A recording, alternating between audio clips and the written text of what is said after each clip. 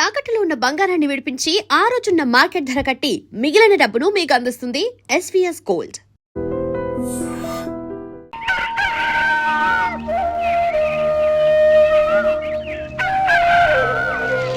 ఒరే పిల్లలు లేవంట్రా, పొద్దెక్కింది. స్కూల్కి వెళ్ళరా. కాకిగోల ఈ ముసలమ్మ కాసేపు పడుకునేది కదా. ఒరే గోపాలం, విన్నావా? వీళ్ళు నోటుకొచ్చినట్టు అవుతున్నారు. నేను ముసల్దాన్నంట, నాది కాకిగోలంట. అబ్బా, ఇప్పుడు వాళ్ళు ఏమన్నారే? నువ్వు ముసల్దానివి కాదా? నాకే నువ్వు నానమ్మవి, వాళ్ళు పసిపిల్లలు. ఒరే, మీ అన్నదమ్ములంతా కలిసి నన్ను చాలా ఇన్సల్టింగ్ చేస్తున్నారు. ఇప్పటికీ కళ్ళజోడు లేకుండా నేను సూదిలో దారవేకించగలను తెలుసా?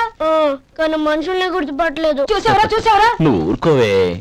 ఊరుకుంటారులే. లేవండ్రా. గుడ్ మార్నింగ్ అన్నయ్య. Good morning. గొప్ప అన్నదమ్ములు. ఈయనగారి ముఖం చూస్తే గాని వాళ్ళు లేవరు, వాళ్ళు లేచేదాకా ఈయనగారు లేపరు. రేయ్, ఈ రోజు నుంచి మీరు వేపులతో పళ్ళు తోముకునే అవసరం లేదు. మరి బొగ్గు కచ్చికితో తోముకోవాలా? కాదు నానమ్మా, బ్రష్ పేస్తో. రేయ్, ఈ బ్రష్ నీకు, ఇది నీకు, ఇది నీకు. లెండెన్ బిళ్ళు మొహాలు కడుతున్నాం. ఒరే గోపాల, ఏమిటమ్మా? ఆ పేస్ట్ బ్రష్ ఎంతరా? 20 రూపాయలే నానమ్మా. ఎందుకురా నువ్వు కష్టపడి సంపాదించిన డబ్బులంతా ఇలా తగలేస్తావు? ఏ వేపుల్లలతో తోముకుంటే పళ్ళ రిగిపోతాయా? చిన్నపిల్లలు కదా నానమ్మా, అయినా నేను సంపాదించేది ఎవరి కోసం? నా తమ్ముడు కోసమే కదా. చూడరా, నా బ్రష్ ఎంత నొరుగొస్తుందా? ఏం కాదు, నా బ్రష్ ఎక్కువ నొరుగొస్తుంది. కావాలంటే చూసుకో.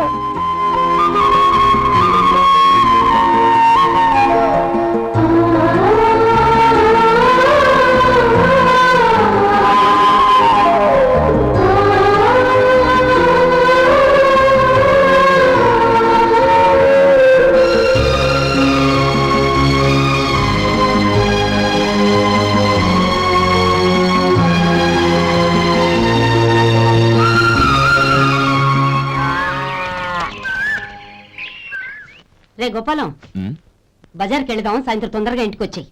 రేపు వెళ్దాం నానమ్మా. సాయంత్రం నాకు ముఖ్యమైన పని ఉంది. నాకు తెలియనంత ముఖ్యమైన పని ఏముందబ్బా వీడికి?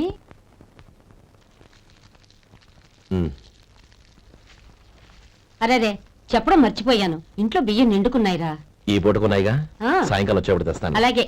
సరే, చిన్నాళ్ళిద్దరు టైంకి స్కూల్కి వెళ్ళారా? వెళ్ళారు. ఆ గోపిగడికి స్కూల్ దూరం అయిందంట్రా. రోజు నడవలేకపోతున్నాను, కాళ్ళు లాగుతున్నాయి అంటున్నాడు. వాడికి సైకిల్ కావాలంట్రా. వాడు వెళ్ళేంతసేపు అయింది? ఇప్పుడే. రే, ఎక్కడికి? కాఫీ తాగి వెళ్ళరా. రే తమ్ముడు, రే గోపే, ఆగు. ఏంటన్నయ్య? స్కూల్ బాగా దూరం అయిందిరా. అవునన్నయ్య. కాళ్ళు అవుతున్నాయా? పర్లేదన్నయ్య. సరే, ఓ పంచే, నా భుజాల మీద కూర్చో, నేను తీసుకెళ్తాను. అబే వద్దన్నయ్య, ఎవరైనా చూస్తే బాగోదు. ఏంట్రా బాగోదు? నా తమ్ముడిని నేను మోస్తే ఎవరికి రా ఇబ్బంది? దా కూర్చో, దా కాలు పెట్టు.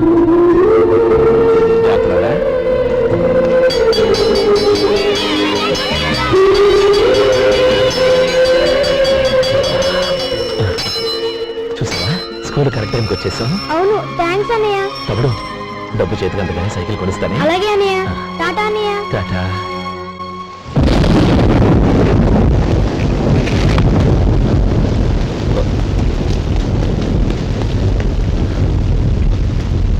నానమ్మా, చూడరా, ఇల్లంతా కారుతోంది. కప్పించమంటే అదిగో ఇదిగో అన్నావు, ఇప్పుడు అర్ధంతరగా ఈ వర్షం పట్టుకుంది. పిల్లలు ఎక్కడ పడుకుంటారు ఏంటో నాకేం అర్థం అవటం లేదు.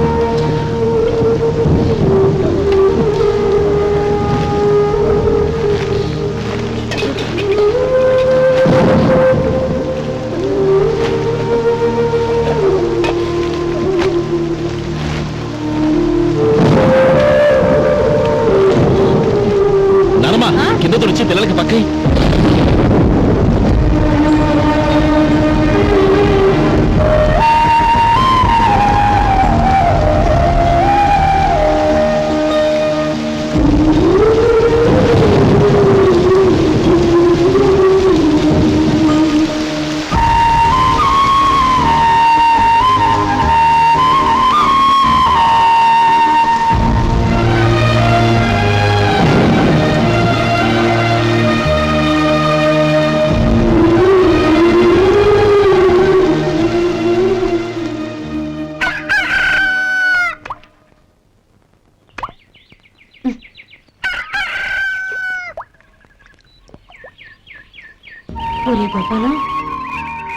తెల్లవారు ఇలాగే ఉన్నావా? ఒరే, గత జన్మలో నువ్వు వీళ్లకు రుణపడి ఉన్నావు, లేక వచ్చే జన్మలో వీళ్ళు నీకు రుణపడి ఉంటారో తెలీదు గాని నీలాంటి అన్నను నేను ఎక్కడా చూడలేదురా. రక్త సంబంధానికి రుణాలేంటున్నానమ్మా. అన్నట్టు చెప్పడం మర్చిపోయానురా. లక్ష్మీపతి మనందరినీ ఇవాళ సాయంత్రం వాళ్ళ ఇంటికి రమ్మన్నాడు. రండి రండి. ఏంట్రా ఉన్న పడంగా అందరినీ కట్టకట్టుకొని రమ్మని పిలిచావు? ఏంటి విశేషం? ఏం లేదమ్మమ్మా, రేపు మంచి రోజు. నా చెల్లెళ్ళకి నీ తమ్ముడికి నిశ్చితార్థం ఏర్పాటు చేశాను. అంచేత ఈ రాత్రికి మీరు ఇక్కడే భోజనాలు చేసి పడుకుంటే రేపు పొద్దున్న ఆ కార్యక్రమం కాస్త పూర్తి చేసుకోవచ్చు. బావా మరీ అంత ఈ హడావిడి విషయంలో నువ్వే మాట్లాడొద్దు. నిన్ను అడిగితే నీ తమ్ముళ్ళ పెళ్లిళ్ళయ్యాక చేసుకుంటానంటావు. ఈలోగా నా చెల్లెలు ఇదిగో ఇలా అయిపోద్ది. ఏంటి? అందుకే నేను ఈ నిర్ణయం తీసుకున్నాను. రేపు తెల్లవారుజామున మంచి ముహూర్తం ఉంది. ఆ ముహూర్తానికే నిశ్చితార్థం, అంతే. అది ఇంకేం? రాధా, నీకిద్దరు పిల్లలు పుడతారు, ఓ పాప ఓ బాబు. అదేం కుదరదు, నాకు 10 మంది కావాలి. ఆ? అవును, ఇల్లంతా ఎప్పుడు పిల్లలతో కలకల్లాడుతూ ఉండాలి. 10 మంది సరిపోతారా? అన్నయ్య అన్నయ్య, అర్జెంట్ గా పాస్కి వెళ్ళాలన్నయ్య. కింద బాత్రూమ్ ఉంది, వెళ్ళు. అక్కడ కనిపించలేదు అన్నా. కిందకెళ్ళి వెతుకో, అదే కనబడుతుంది. అన్నయ్య అర్జెంట్ అన్నయ్య, నువ్వు తీసుకెళ్ళవు. అబ్బబ్బబ్బా, విసిగించుకో, ఇక్కడి నుంచి వెళ్ళు. నువ్వు ఉండు రాధా, పదమ్మా నేను తీసుకెళ్తాను.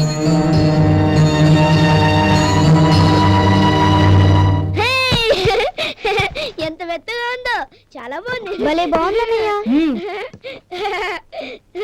హాయ్.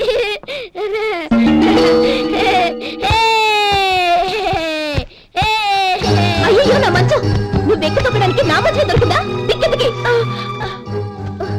అయ్యో నా పౌడర్. ఏయ్, నువ్వు మనిషివా దున్నపోతువా? ఏయ్, నా మీద దూకుంటున్నావా? నీ చుండ్రంతా నా కట్ట చేరగా నా పాలిటి శరీరాల్లో దాపరించారు. ఏంటా చూపులు? బయటికి పోండి. రాధా, ఏంటి గొడవ? చూడండి, మంచం అంతా తొక్కేసి నా పౌడర్లు సెంట్లు ఎలా నాశనం చేశారు ఈ దెయ్యాలు.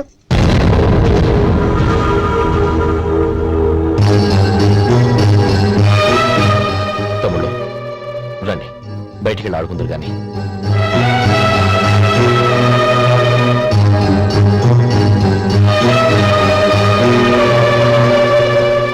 ఏమా, బావగారు తమ్ముళ్ళు నిన్ను బాగా విసిగిస్తున్నారా? విసిగించడం కాదన్నయ్య, ప్రాణాలు తీసేస్తున్నారు. పెళ్ళయి నేను ఆ ఇంట్లో కాలు పెట్టక ముందు రోజే ఆ దరిద్రుల్ని హాస్టల్లో చేర్పించేయాలి. అప్పుడే నాకు మనశ్శాంతి.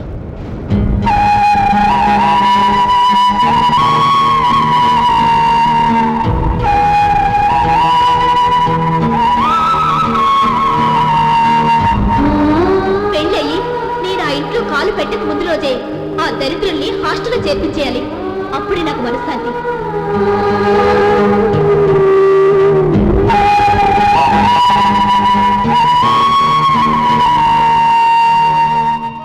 అది ఇలా ఇవ్వండి బాబు. నువ్వు వెళ్ళి కొబ్బరికాయలు తీసుకురా నాయనా. అలాగేనండి. అమ్మా, ఆ పువ్వులు అక్కడ పెట్టండి. ఇవ్వండి. ఏంటి బావా నువ్వు అనేది? అవును బావా, నాకు ఈ పెళ్లి సరిపడదు. నీ చెల్లెలకి వేరే సంబంధం చూసుకో. నీకేమన్నా మతిపోయిందా? ఏం మాట్లాడుతున్నావో తెలిసే మాట్లాడుతున్నావా? అయినా నా చెల్లికి వచ్చిన లోటేంటి? నా కాబోయే భార్య నా కుటుంబంలో ఐకమత్యం పెంచుతుంది అనుకున్నాను, కానీ పెళ్లికి ముందే నా తమ్ముళ్ళని నా నుంచి విడదీయడానికి ప్రయత్నిస్తుంది అనుకోలేదు. తన అన్నదాంట్లో తప్పే ఉంది బావా. ఏ అమ్మాయి అయినా పెళ్ళైన తర్వాత తన భర్తతో సంతోషంగా ఉండాలని కోరుకుంటుంది. అయినా నీ తమ్ముళ్ళని హాస్టల్లో చేర్పిద్దామంది గాని నడి రోడ్లో వదిలేద్దామనలేదుగా.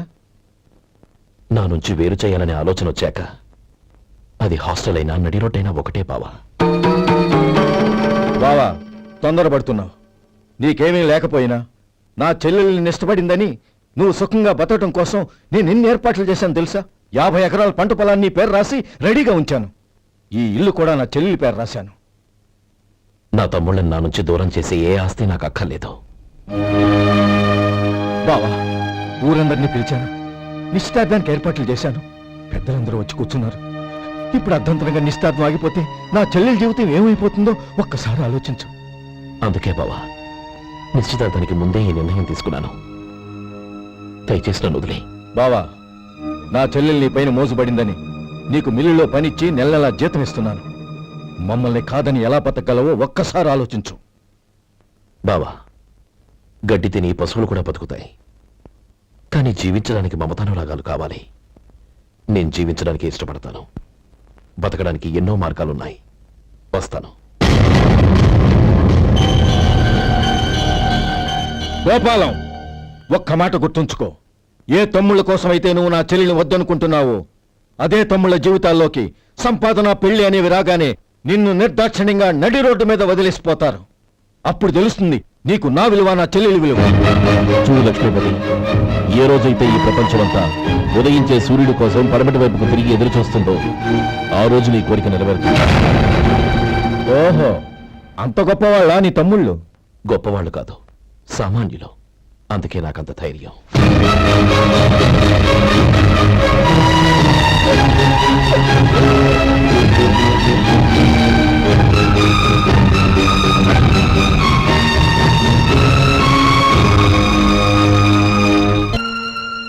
ఈ పన్నా చిన్నదండి, 3 చొక్కాలే అవుతాయి. నాకు వదిలేవయ్యా, నా తమ్ముళ్ళ కుట్టు చాలు. మీ తమ్ముళ్ళని చూసి చాన్నాళ్ళైందండి. ఇప్పుడు ఏం చేస్తున్నారు? పెద్దోడి పేరు మధు, రెండోవాడు గోపి, ఆఖరోడు శేఖరం. శేఖరం పట్నంలో డాక్టర్ చదువుతున్నాడు. రెండో తమ్ముడు గోపి ఇన్స్పెక్టర్ ఉద్యోగానికి సెలెక్ట్ అయ్యాడు. హైదరాబాద్ లో ట్రైనింగ్ అవుతున్నాడు. పెద్ద తమ్ముడు మధు హోటల్లో పనిచేస్తున్నాడు. వాడికి చదువు అప్పలేదు, కానీ వాడికి రాని పని అంటూ ఏదీ లేదు. ఎప్పుడు ఖాళీగా ఉండడు, ఏదో పని చేస్తూనే ఉంటాడు. అది సరే గాని బట్టలు కొంచెం పొడుగు పెట్టి కుట్టు. ఎదిగే పిల్లలు. ఎదిగే పిల్లలు ఏంటండి బాబు, ఎదిగేసిన పిల్లలు. చాలా ఆపవయ్యా, వాళ్ళకి పెద్ద వయసే ఉండని. అయినా వాళ్ళ వయసుల గురించి నీకెందుకు? దిష్టి పెట్టకు. నేను చెప్పినట్టు కొంచెం పొడుగు పెట్టి కుట్టు. అలాగేనండి.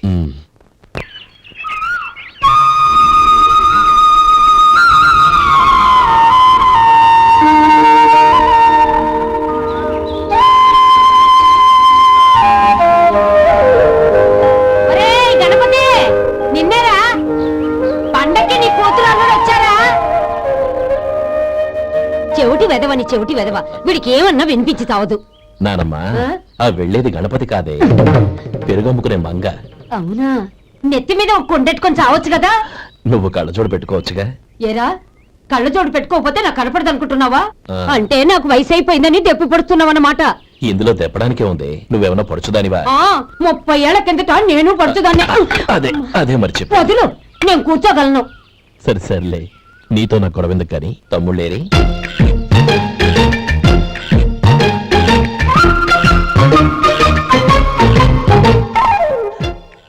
అనయ్య, డ్రెస్ చాలా బాగుందన్నయ్య.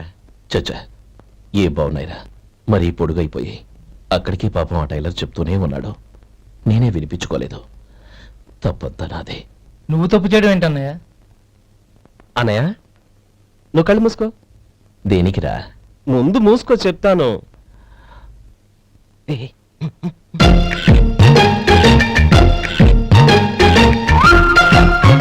అనయ్య, ఇప్పుడు చూడు.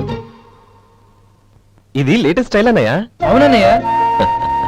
సరే, అమ్మా నాన్నలకి దండం పెట్టుకుని బొట్టుంచుకోండి. అలాగే అన్నయ్య.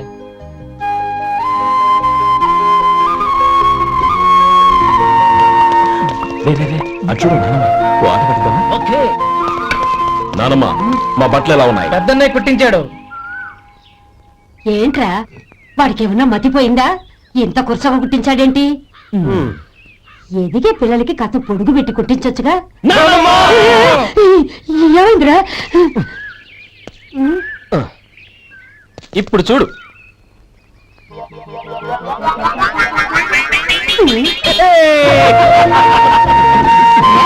ఏమంటే ఆ కోటి గంటలు మీరు నన్ను చిన్న పిల్లలు అయిపోతున్నారు. నా దగ్గర పెట్టుకున్నారంటే కాళ్ళు విరగొడతాను, జాగ్రత్త. ఒరే గోప,